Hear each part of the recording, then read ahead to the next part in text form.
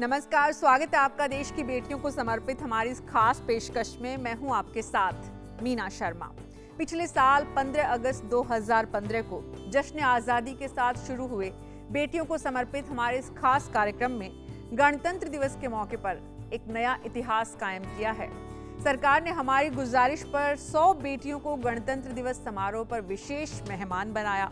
भारत के इतिहास में ऐसा पहली बार हुआ कि हर वर्ग, हर राज्य और हर क्षेत्र की बेटियों को राजपथ पर विशिष्ट अतिथि बनने का अवसर मिला और प्रधानमंत्री ने बाकायदा सबका हौसला बढ़ाया।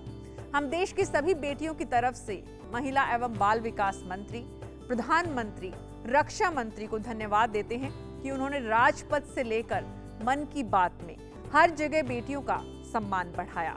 हमारी कोशिश है कि हम इस सोच को बदलें और समाज समझें कि हम क्यों बार बार कहते हैं अब के बरस मोहे बिटिया ही दीजो।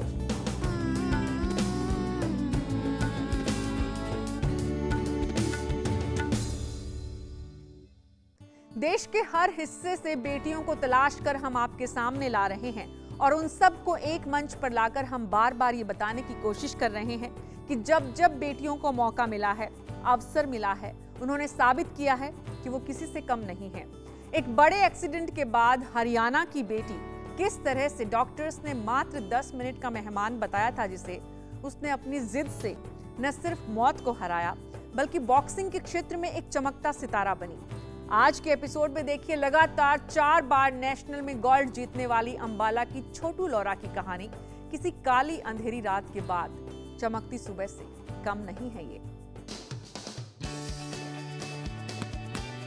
ये है चैंपियन बॉक्सर, नाम है छोटू लौरा। छोटू ने बॉक्सिंग की दुनिया में साल 2005 से साल 2008 तक लगातार 4 बार नेशनल में गोल्ड मेडल जीते। मगर ये जीत और भी बड़ी हो जाती है जब ये हासिल हो एक जानलेवा हादसे के बाद, एक ऐसे एक्सीडेंट के बाद जिसमें डॉक्टरों ने उन्हें 10 मिनट का मेहमान मानकर इलाज करने से मना कर दिया था। 2002 में मैं प्रैक्टिस करके घर जा रही थी तो मैं बस में चढ़ने की ट्राई करने लगी तो मैं गिर गई बस में। बस मेरे ऊपर से क्रॉस हो गई और मेरा यहाँ का पूरा मतलब हिस्सा ब्लैडर वगैरह भी टूट गया था और टांग भी मतलब फ्रैक्चर आ गए थे। मतलब काफ़ी मुश्किल था उस टाइम। डॉक्टरों ने बोला कि जब देखा तो पहले तो बोले कि ये 10 मिनट के बाद में ख़त्म हो जाएगी क्योंकि इसके जो अंदर का है ना सारा कुछ वो टूट चुका है।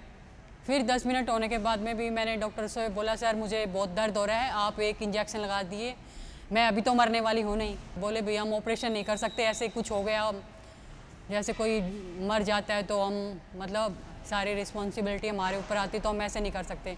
तो वहाँ पे मैंने कुछ साइन किए थे। अंबाला की रहने वाली छोटू ने साल 2000 में बॉक्सिंग सीखने की शुरुआत ही की थी कि एक दिन शाम को प्रैक्टिस से लौटते वक्त वो एक बस की चपेट में आ गई। हादसा इतना बड़ा था कि किसी को उनकी जिंदगी की आशा ही नहीं थी, लेकिन छोटू ने जीने की चाह नहीं छोड़ी। वो जीना चाहती थी उस सपने के लिए जो उन्होंने बॉक्सिंग के लिए देखे थे। चैंपियन बनने की चाह उन्हें लगातार खड़े होने के लिए प्रेरित कर रही थी और ऐसा ही हुआ। सभी ये कहते थे बॉक्सिंग तो क्या कुछ भी नहीं कर पाएगी ये, लेकिन मुझे कभी ऐसे नहीं लगा कि मैं बॉक्सिंग नहीं कर सकती हूँ। शुरू में मुझे कम से कम 2 महीने तो ऐसे बेड पे रोड वगैरह लगा रखी थी, मैं ऐसे लेटी रहती थी। मैं सारा दिन बॉक्सिंग के बारे में ही सोचती रहती थी, मुझे करनी है बॉक्सिंग तो करनी है। फिर मैं धीरे धीरे करके मतलब थोड़ा स्टेप आगे बढ़ के मैंने 2004 में नेशनल खेला था, उसमें मेरा फर्स्ट टाइम सिल्वर मेडल आया था। 18 साल की उम्र में पिता और 1 साल बाद माँ का साया भी छोटू के सर से उठ गया था। ऐसे में 6 भाई बहनों के बीच तीसरे नंबर की छोटू के जिम्मे कई जिम्मेदारियां भी आई। गरीबी अमीरी है, ये सब चीज़ें होती हैं। अगर आपको प्रैक्टिस करना है उस चीज़ पे फोकस करो, आप कर सकते हो वो चीज़। ऐसा कुछ नहीं है कि बंदा मतलब अचीव नहीं कर सकता है, सब कुछ कर सकता है। आज छोटू अंबाला में देश के उभरते टैलेंट को कामयाब मुक्केबाज बनाने में जुटी है और उनकी ये मेहनत रंग भी ला रही है। आगे मेरा यही है, मैं गेम में बच्चों को अच्छे से मतलब अच्छे बच्चों को निकालूं, अच्छा इंटरनेशनल प्लेयर बन जाए और मुझे यही खुशी है मैं बच्चों को मतलब गेम में निकाल दूं। जख्म भर चुके हैं लेकिन आज भी जब ठंड बढ़ती है तो छोटू के पुराने घाव दर्द करने लगते हैं। पर उन्हें बॉक्सिंग रिंग में यूं देखकर ऐसा लगता ही नहीं कि उनके साथ कभी कुछ इतना भयानक भी घटा होगा। हौसले का पर्याय बन चुकी ये बेटी देश का स्वाभिमान है और हमें इन पर अभिमान है। कहते हैं अपने हौसलों को मत बताओ कि तुम्हारी तकलीफ कितनी बड़ी है, बल्कि अपनी तकलीफ को बताओ कि तुम्हारे हौसले कितने बड़े हैं। और इसी कहावत की जीवंत उदाहरण है हरियाणा की छोटू लौरा। तो कल आपको मिलवाएंगे वाराणसी से सटे सजोई गांव में शिक्षा का अलख जला रही बेटियों की कहानी। बस आप देखना न भूलें। अब के बरस मोहे बिटिया ही दीजो।